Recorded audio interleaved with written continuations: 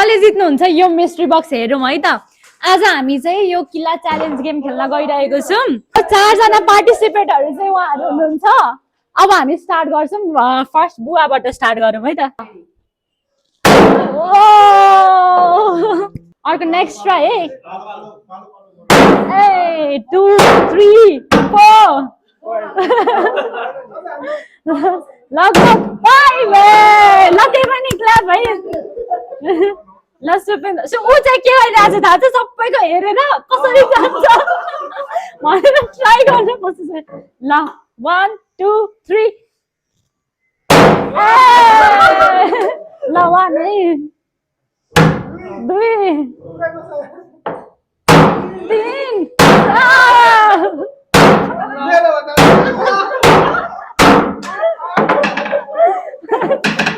ल अब नेक्स्ट उसले है त। किल्लै छैन।